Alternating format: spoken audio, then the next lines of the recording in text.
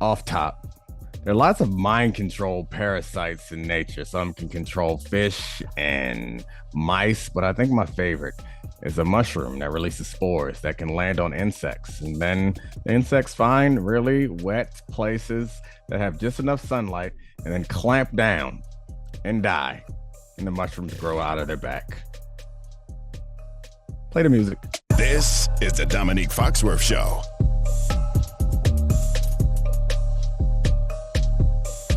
All right, so I feel like it's a lot about quarterbacks' value to teams beyond their play right now. I think that is something that I've been thinking a lot about lately because the way that Aaron Rodgers has been trying to lead through the media, and the way Tom Brady's been kind of leading differently with his time away from the Bucks and yelling at people on the sideline, and also making comments through the media about quitting and staying involved.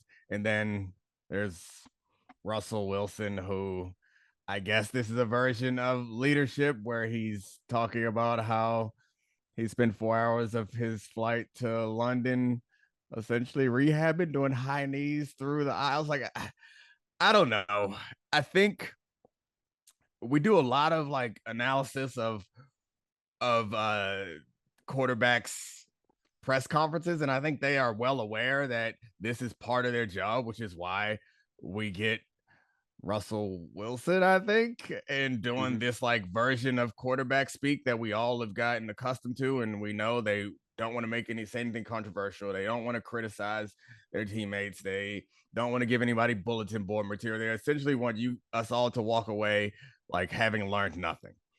But Aaron Rodgers ain't doing that right now, and It seems weird. So the big conversation is he said that he played really well. His quarterback's coach graded him out positively, and that they need to start taking reps from the guys who are making mistakes. And I don't know, I was kind of forced into a zig on this particular one because my first reaction, and the way you have to listen to it also and watch him because it's on McAfee's show and you can see him, and it comes off as so damn arrogant and condescending.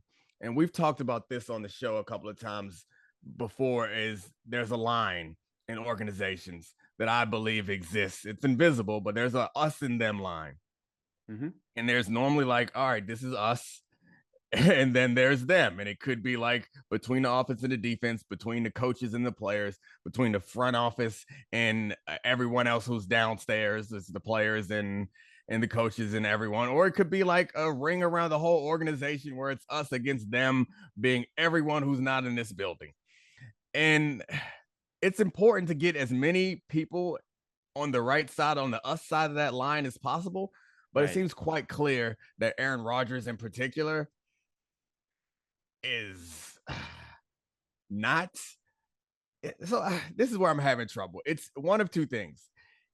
The guys in the locker room must feel like Aaron Rodgers is either not part of us, or he's very much a part of us, and he's trying to circle some other guys out of it who aren't working hard enough. Because I could imagine that I've been on teams and in locker rooms where there are people who don't perform well enough, or people who aren't committed enough, and they're in the good graces of the coaches, be it because of contract or whatever other biases that we perceive.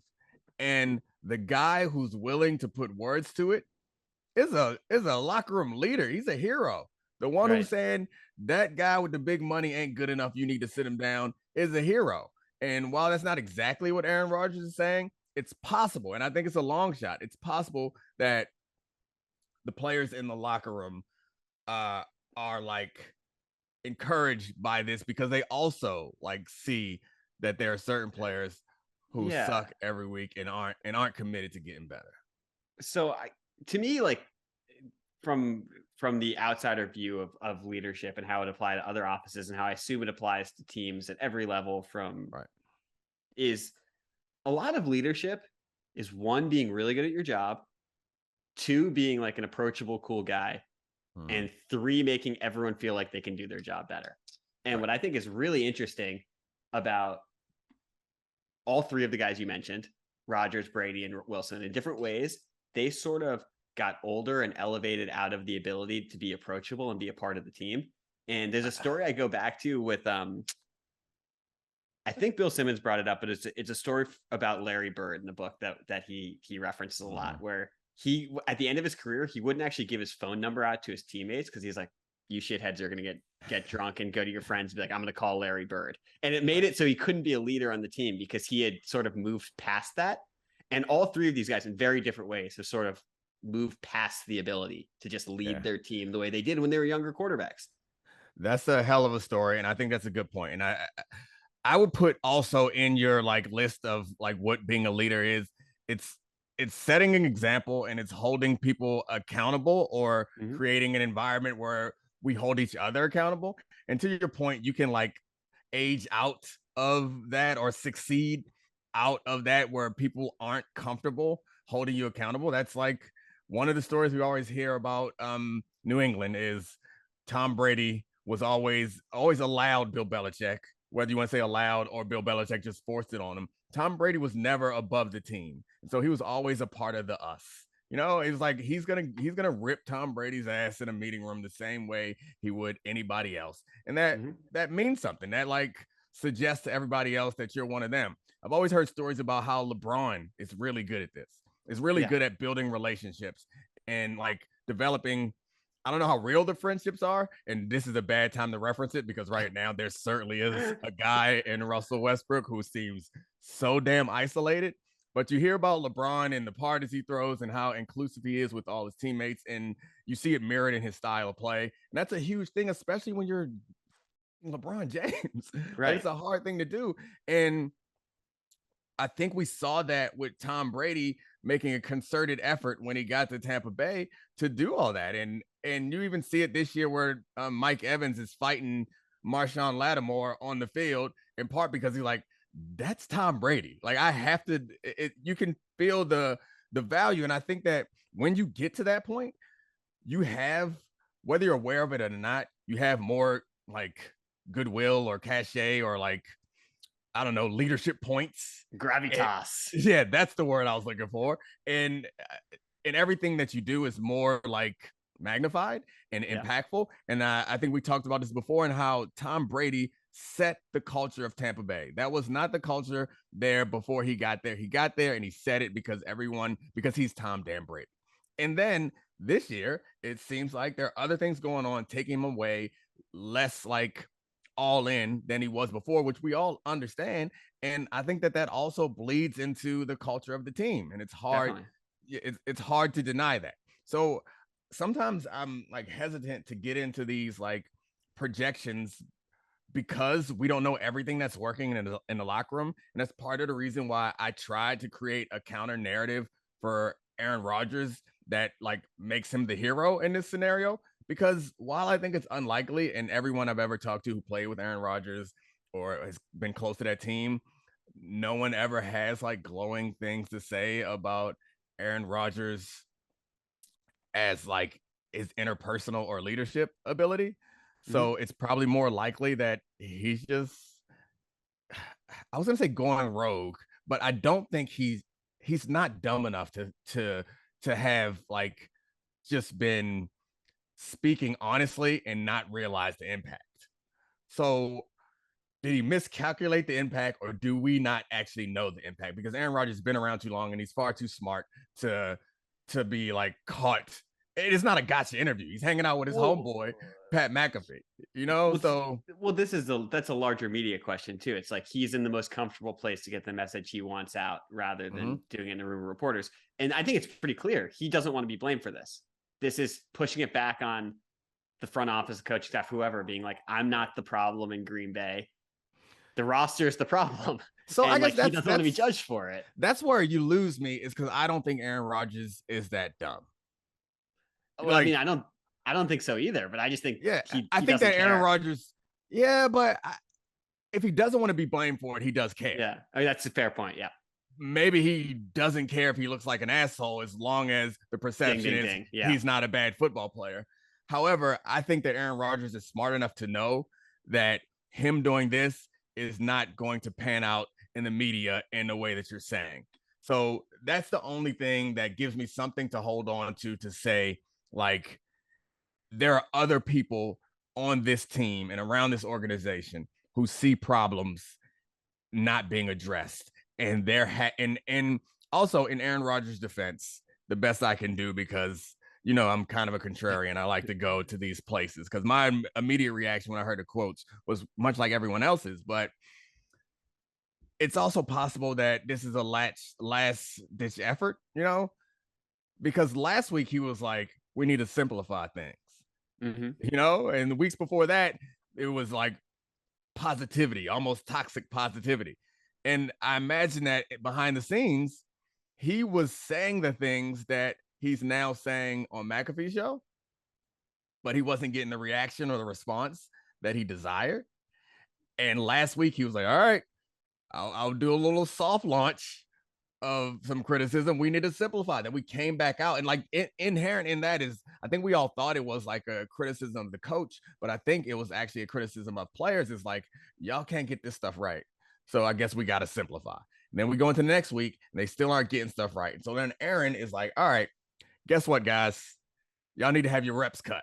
And I don't know. That's the best defense I have. As a former player, this is one of the times where I think that my former player experience is valuable. Sometimes I think it's overplayed and it's not valuable. But I've been the weak link on teams before. Like it's inevitable for most corners. Unless you're an all-time great, you're gonna have a game where you got beat. You gave up pass interference. Like, it just happens. I've been that guy, and I've been that guy for a couple of weeks. And there's a difference in you doing the best you can, and people know your job is hard and they understand, and like you blowing coverages and mental mistakes and messing stuff up. The problem to me is, and this ties into the Tom Brady thing where Tom Brady's yelling and spiking tablets, is we all are trying hard, like, you yelling at me ain't gonna make me try harder. Bill, I have a follow-up now, because you were at a much higher level being the worst players on teams than I was, which happened much sooner. I never said I was the worst player on the team. Let's cool it. Just had a bad couple of weeks. Well, here's the question to bring it back around on leadership. If you're the one blowing coverages, are you happier that Aaron Rodgers is truthful, being like, cut those man's reps, this is honestly a problem? Or are you happier if he pats you on the head and is like, that's okay, buddy, you did your best? Yeah, you know me, and you know that what I want more than anything is you to leave me the F alone. Like, in the times when I've given up game-winning touchdowns, like I remember clearly that I was playing for the Ravens, and this was definitely my fault. We were playing cover zero. We had played really well against the Patriots, and we were winning. We were leading the game. I think I tipped a pass. I broke up a pass. It tipped it up, and Reed got the pick. Randy Moss was there, and like I was playing him without help for much of the game and doing okay. Like, I'd get help sometimes, but like I told you before, my strategy against Randy Moss was you can have anything 15 and under. You're not going over the top against me. It was the end of the game. They were in the red zone. They needed a touchdown to win. We were in cover zero. In this particular coverage, you were supposed to play off. And I was off. And then I decided, just in a split second, you know what? I'm going to press, because I know that if I press, it'll buy Tom Brady more time. And it also like tells me the route that Moss is going to run, because Moss like 6'5". If I press him, I know I'm going to get a fade. So I went up and I pressed him, slowed him up a little bit, and then ran to the corner where the fade was going to be. And it was a fade. But the problem was we had a zero blitz and we got to Tom. And I think it might have been Reed again, hit his arm. And so the fade didn't get to the spot. And Moss cut under me, caught it for a touchdown. And I think if he would have just beat me, I would have felt less like shit. Then it was like, you went rogue. And I didn't need nobody to tell me that, like, you cost us. And I didn't, and no one did tell me that. And I think a couple of people like, hey, don't worry about it, you good, we'll be all right. And that was like, fine, but also don't blow smoke up my ass. And I've also been on teams where coaches think that, particularly in college, where if you're not playing well, and part of the reason why you're not playing well is because so in college, you don't have as much practice time. The players are not as sophisticated. So oftentimes you don't really game plan. You just kind of run the same defenses, and some teams that are better at game planning will get in your ass. And I remember having that happen before, and the coach yelling at us in the secondary and like believing that he needed to wake us up. And I remember standing out there like, no, actually, they knew we're going to run 4 cloud every down because that's what we run every damn down. And they are doing cloud beaters and we can't do nothing about it. Like, unless you want us to go rogue. And so I don't know how it got here, but I just know that the point is leadership is different at different levels and with different people. And part of that is knowing what buttons to push when you can push them. But the most important thing, I think, is one of the things that you pointed out is, and the theme of like the line that I've talked about is, you got to be with us. Yeah. We don't want to follow you. We want to like go together and have that buy-in. And that was one of the most impressive things about the Ravens when I was on that team, is they had a bunch of Hall of Famers on that team, but there was a level of accountability there that was organizational wide, like throughout the entire organization, there was like the Ravens way kind of feeling, and it didn't feel fake or phony. And we did weird things that were like rituals, but those weird rituals like made us feel more together. And there was an amount of like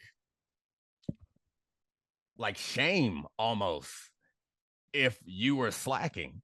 It was like, and it's different than being the guy who like wants to be seen watching film. Right. Like I remember being in Denver thinking about like, and this is partially just my own insecurity and being a low drafted guy, is like, I want the coaches to recognize that I'm here and I care a lot. That was like part of my mindset, especially early in my career in Denver. And then in Baltimore, it never crossed my mind. I was in there because like, that's what we did. Like we had these meetings that was after practice. We never called the coach, and like we would meet at my house and watch film every week, the entire defensive backfield. At no point did we call coach and say, we meeting tonight. Right. Like it was just what we did. And that's like, I always think about this quote with, and I think it was Barack Obama. He got like mocked for it, but it was crisis in Libya. And we were like getting involved with our normal allies. And Obama said that we would lead from behind, which like it's easy to pick on, but like, it's kind of what like the best type of leadership is not necessarily from behind, but like from within, standing out front to me is like, I guess the definition of leadership, but that's not a really effective way to lead people, because that to me feels like, I don't know, like an authoritarian feel. And I don't know, everybody who's like worked, or even if they're in college, they work on a group project, when you have buy-in and when you're just like punching a clock, and your value is so much better on something that you give a damn about and something you believe in and something that you feel like you're a co-leader in. Like you provide so much more commitment than when you're just like, hey, let's get these minutes. But anyway, I got way off course with that, but it's something that I don't know. I find it interesting, and I'm, I don't know, passionate about it. I do want to get back to Russell Wilson a little bit, because, and I made a pledge to my wife that I'm not going to make fun of him. And generally, I think I'm trying to be better about contributing to the toxic sports atmosphere. Oh, I'm going to laugh at him. Yeah. Okay. You can do that. I'll be the other side. I appreciate it. Okay. But I don't want to be, as my man Kevin Durant said, the atmosphere is toxic, and I think he's right. And I want to get these jokes off too, but there's a line that we cross that feels like it's just unfair and it's mean, and it's like, it just feels like we're haters, like these guys are fucking incredible. Like, let's not, like, cool. Let's be clear. I'm not pretending he was not an excellent quarterback. I am, however, going to laugh at reports of him doing high knees in the aisles of an international flight with his teammates sleeping. Because if I woke up on a plane and my man Russ was doing high knees, I would turn to him and say, "What the are you doing?" Yeah, thanks for cutting me off because I was getting away from the point. The point is I want to be a more civil human, but Russell Wilson is making it hard. He is making it so hard. Like you saw me just bend into a pretzel to give Aaron Rodgers the benefit of the doubt. But right. Russell, when players say I don't listen to the outside noise, I assume that they're lying. Yes, of course. But I have no other way of understanding what Russell's doing other than, yeah, he thinks this is working. What is the explanation? Because there's no way. Come on. Okay, I'll get out the way because I know that you're smart because you got on glasses today and you're going to explain this to me. But let me roll this out for you right now. Do you think so? Russell, before the conversation, he decided that he wanted to get this out. Yes. Right. And do you think that Russell thought that this was going to be well received considering the way that we've all been talking about him and treating him lately? Yes. You think that he thought that we were going to be like, oh yeah, he's bought in. Yeah. Football guy Russ. I mean, it's the same thing as him rehabbing his finger 16 hours a day and having to get woken up at night to have his finger bent last year when he had hammer finger. So the thing about Russ is he's reached the zone. His quotes almost sound fake. They literally almost sound like a PFT comment or quote made for Russ. Right. I don't think he thinks we're that stupid. Or so do you think he's actually hearing the noise? Like the inauthenticity? Yes, he sees everything. Okay. And you think that he believes that he is going to win us back with stuff like this? So I think he's authentically inauthentic. What the hell does that mean? This is he's been doing this for so long. Okay. I played against Russell Wilson in high school football, and my man went over to the parents of the opposing team after he torched us and networked with the prep school parents. This man has been doing this since he was 17 years old. He shook hands and acted like he was the president at that point.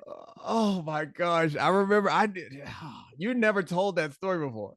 I remember before I was embarrassed about potentially putting that embarrassing story out there, but at this point it fits perfectly. Yeah, Nate Tice was on Debatable with us and said that Russell Wilson is always running for president and we should look at everything he does through that prism, which is a good idea. But so, okay, we'll move on from this because I don't think we're going to get anywhere because I refuse to believe that he thinks we're that stupid or he's that disconnected that he thought that he was going to win us all over with high knees in the airplane aisle. I got one follow-up on this. Did you see Graziano reported that Hackett could get fired after this game? Yeah. Is that actually going to fix anything? Like, that's unprecedented. He hasn't done anything like Urban Meyer, and to get fired halfway through his first season would be crazy. Well, yeah, I don't get the point of it unless there's something else going on that we haven't heard of yet, but he wasn't hired by the new ownership. So like that could be part of it. They want their own guy and you're more likely to like want to give some more leash to the guys you brought in or concoct some elaborate explanation for why he's bad. I don't know what else is happening, and it's not college where I think in college there is some value to getting them out quickly. You know, there's some value to recruiting and looking for new coaches. I don't see that as the case, or maybe it is. Maybe they can be more aggressive about the other coaches that they're going for if they get them out as quickly as possible. But if they're already having these conversations and it's already getting to people like Dan, then it seems like even if he doesn't go now, he's gone. And that's a real short tenure. And they're going to bring somebody in, I guess, who can fix Russ is the next step, I would assume. Plyometrics coach. Stop it. All right. I did want to hit on a couple other quarterbacks, like the Lamar Jackson stuff. We got the Thursday night game coming up, and Lamar and Brady are going at it. I rewatched their Browns game, and this is a kind of general criticism, not of Lamar particularly, but his plays up and down. But you know me and like my like broad philosophies on like game planning and stuff like that. And one of the things that I think is a problem is blitzing Lamar seems like the best answer that anybody has. And the way you get people to stop blitzing is not by protecting the blitz necessarily, although it's part of it, but it's by making them pay. And this goes kind of back to what I was saying was part of the problem with the Rams offense is they don't make anybody pay for taking risks. And I think that's the issue. And it's a bigger issue for the Ravens because they run a lot of two tight end sets. Like they run a lot of two tight ends and two back, like 22 personnel. They run a lot of 21 personnel. They be having fullbacks on the field. And from what I understand, Lamar likes that stuff for his design runs. But what is the risk for blitzing that? Like, all right, you blitz that personnel grouping. So you have a fullback in the slot and Andrews as an inline tight end. If you blitz that and those guys hit you for 6 yards, so what? We'll do it again. And like I hate that. And I don't know what the solution is because part of the problem is I think they don't believe in their defense, which means they want to run the ball and possess it more. They want to have these methodical drives and they don't want to have 3 and outs, which like if you're trying to crack people over the head when they blitz, sometimes it's harder. I mean, not sometimes, it's harder to hit those big shots. And sometimes you're going to have to punt it away to a defense that you don't trust. So I don't know what the answer is necessarily, but I think we should accept. And I know you want to talk about this, about Lamar's play and how it's somewhat up and down. Go ahead. Well, yeah, no, I just want, part of me is I don't know if the standard that we're holding quarterbacks to of whether they're going to be Tom Brady or Peyton Manning, or in a more modern terms, Josh Allen or Mahomes, if that is so lofty that if that's what it takes to be an elite quarterback, if that's an impossible standard, and if we should accept being more up and down, because he's been really up and down since 2019. Not that he's not been a top 5, top 7, whatever, however you want to rank that second tier of excellent quarterbacks. But he hasn't been consistently dominant like we saw in 2019 and like we were hoping to see at the beginning of this season when he came out hot. It's been very up and down for the last 4 weeks, 5 weeks. And that's like, I think that's a larger trend with the last 3 years of Lamar that I don't know if it's concerning or just like a real something that we need to realize is normal for everyone who's not an alien like Patrick or Josh. Yeah, I think that's part of it is there is a tier that no one's reaching other than those 2 guys. And their tier is also predicated on what's happening around them, from coaching all the way down to personnel. So Lamar did reach that tier for 1 year. And then some of the defenses caught up to some of the scheme stuff that they were doing, and they haven't had another evolution. That's what's been really impressive about the Chiefs is Mahomes' numbers are not as crazy as they were when he first got on the scene and people took time to catch up and figure it out, but they figured it out, they caught up, and then they like evolved some. This offense is a far cry from what it was as far as scheme is concerned in the past, but it's just as damn efficient. And Josh Allen, we've seen Josh Allen's like play last year wasn't as good as the year before, but like he's developing and things are changing, they're evolving. And I haven't seen the same thing from not Lamar as much as it's everyone around Lamar. And Lamar should be included in this. Like the big criticism for Lamar for me is his accuracy. And that ain't gonna change. I mean, Josh Allen's the only quarterback in the history of football who's ever had a significant jump in accuracy. So Lamar's accuracy hasn't changed. So you're gonna have to create zone windows and create play action to have people beat man to man or have receivers that can create separation. Like you build around those things, and it doesn't feel like the Ravens have effectively done that. And Rashad Bateman's the answer, but he can't stay healthy. And I also think the answer is to like get some of these big bodies off the field. and which they don't have the personnel to replace them all the way. Like they don't have a deep receiving core.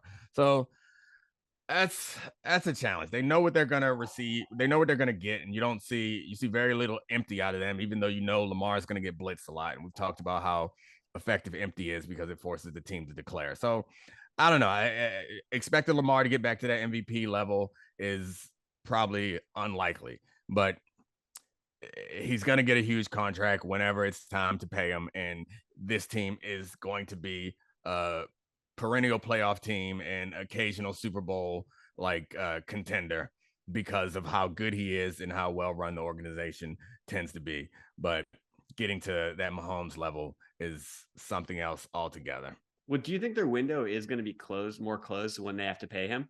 Because if the personnel's not right now, can you expect the personnel to get better with him occupying a significant portion of the cap? Yeah, I think so. I don't know. I know that people, or I understand, and it's a legitimate argument that the rookie deal for a quarterback gives you a ton of flexibility. But I would push back and say that what you have to do is when you've had a quarterback on a rookie deal outplaying that rookie deal, yes, that takes a lot of pressure off. It gives you a lot more flexibility to make mistakes and make decisions, but you are underpaying him for what he's producing. Once you start paying him the value that he's worth, it's now the job of the front office to do their job. And so I don't believe while having a quarterback on a rookie deal is the best thing you can have in football. Yeah. Having awesome guys on rookie deals. Quarterback. Yeah. I mean, having an awesome quarterback on any deal. Yeah, having an awesome quarterback on any deal, but also finding other awesome guys on rookie deals, like the Peyton Manning's second Super Bowl win. Yeah. That was the Von Miller Super Bowl. They had Von Miller on a rookie deal. So that's what it comes down to for me is all right, now you got to do your job. Right. You got to do what you get paid for, DaCosta. It's now you have to find other gems elsewhere, and that's the answer. But yeah, having a quarterback at all is step one in football, that your job gets easier, even if you have to pay them good money. So as we see, Kirk Cousins and the Vikings are competitive every year, and no one thinks that Kirk Cousins is the top of the league, and they're paying him top of the league money every year, but somehow they still put together a roster to be competitive. And Lamar Jackson's better than Kirk Cousins. Can we pivot this actually to the Giants Seahawks game? Because I think Jones. This and Geno.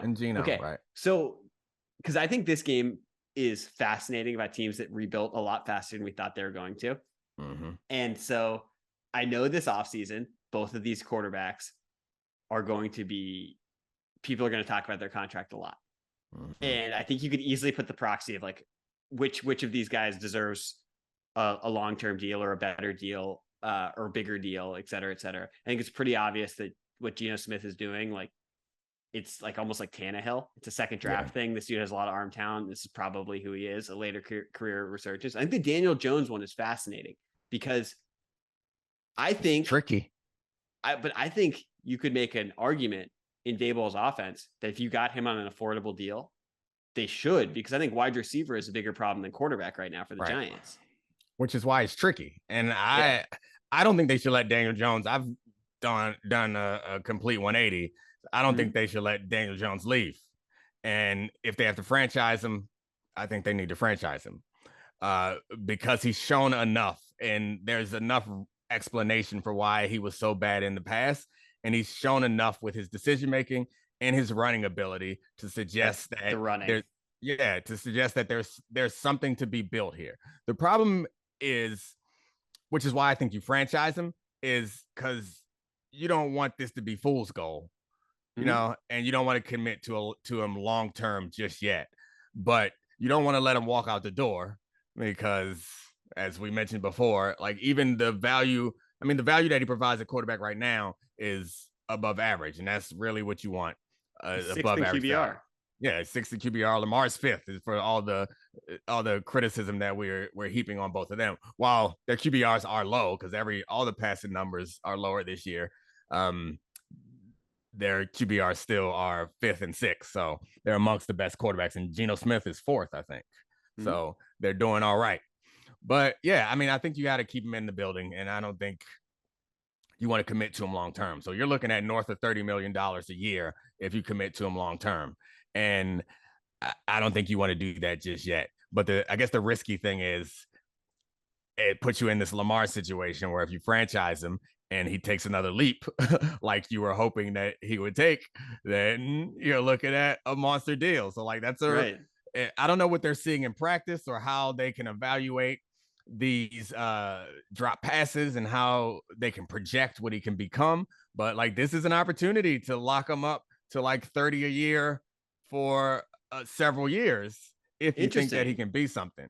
See, I didn't even know if he was going to go that high. I thought you might be able to get him for even less this offseason because I wonder if the perception of him is still as a low end starter around the league because his value is really what the market says at this point. Right.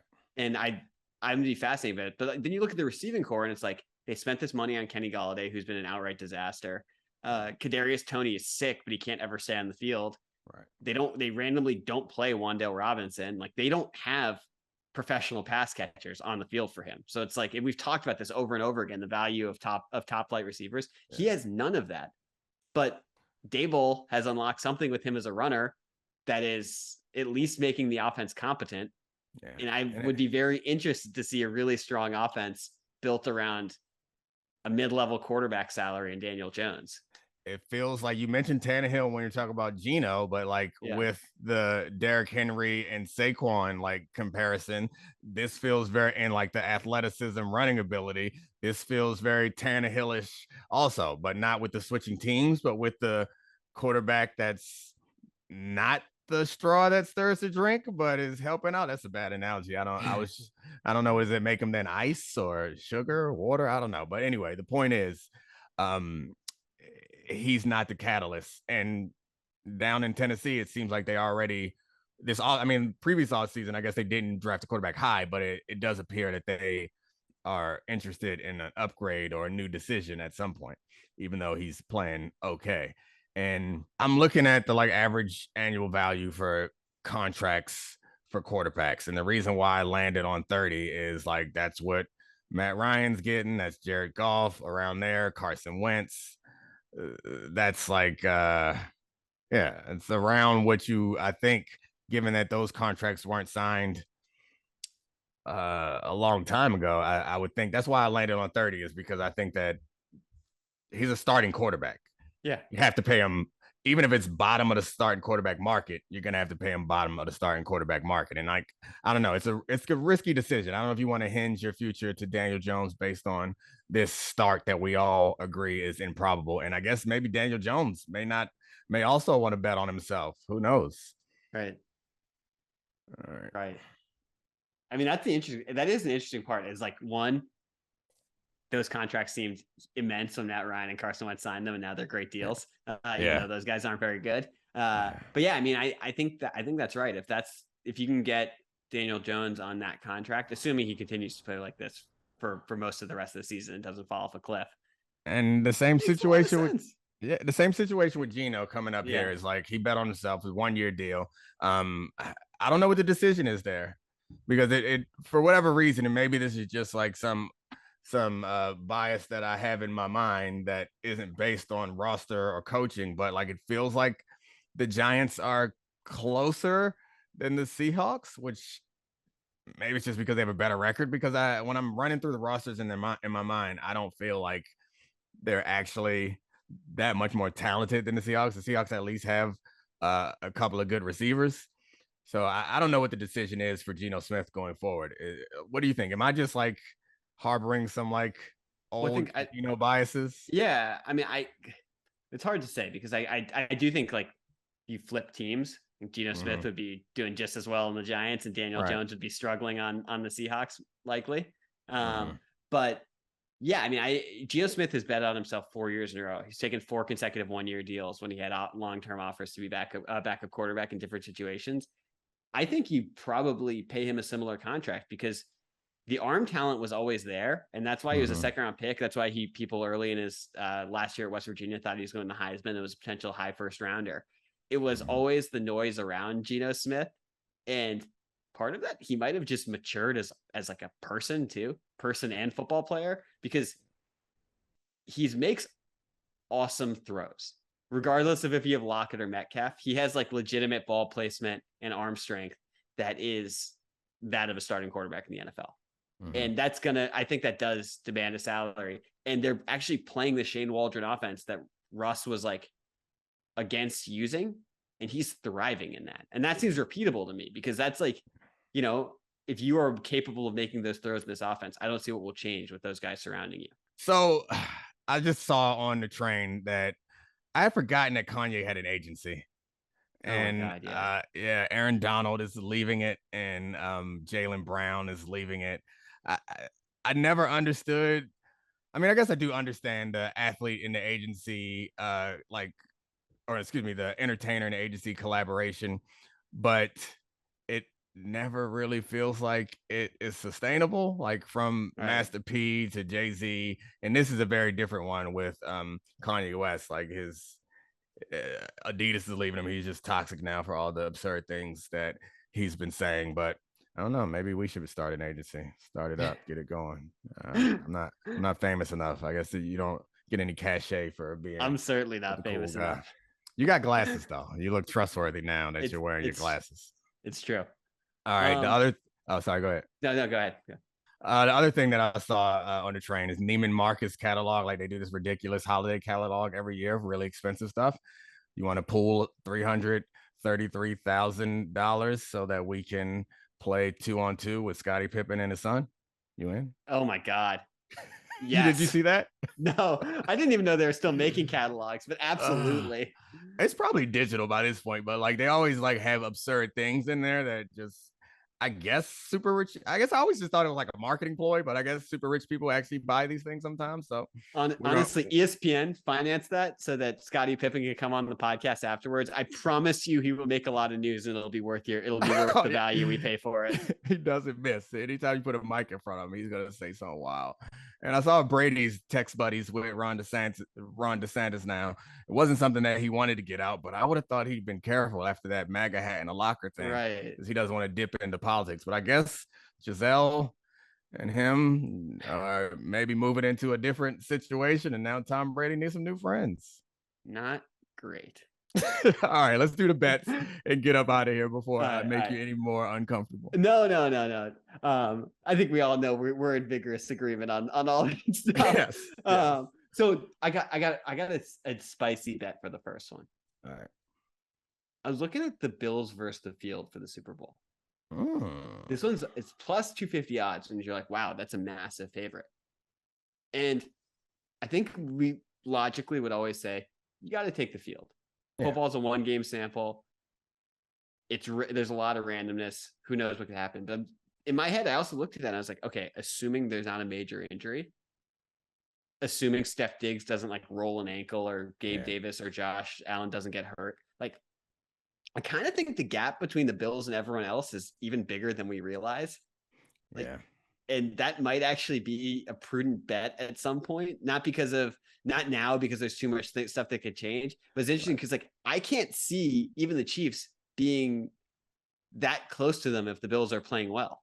Right. And they have the tiebreaker against the Chiefs, assuming they have to go to Buffalo. That seems like a actual advantage, not just the noise. But I mean, I guess it gets cold as hell in Kansas City too, but Buffalo is different. That's Canada up there. Yeah, I mean, so that means that we have to bet 100, or we got to bet 250 to get 100, right? Opposite. Bet 100 to get 250. Oh yeah, I'm all in on that. I like that. All the only problem with that is we don't get to add this to our record until late. So it's just make it to the Super Bowl or win it. Win it. Yeah, I guess if they're gonna make it, they're definitely, well, not definitely. I think the Eagles could beat them. But yeah, that feels good. I like that. All right, what else you got? All right. The other one I have is I want to workshop this one with you because I thought this line was really interesting. The Pats are minus 1.5 against the Jets. And I don't know what the hell they're doing with Mac Jones and Bailey Zappi right now. You got Jacoby Myers being like, this was unseemly, the way they handled the Mac Jones thing in the press. We knew there was tension with Belichick and Mac Jones before this happened, when his high ankle sprain first happened.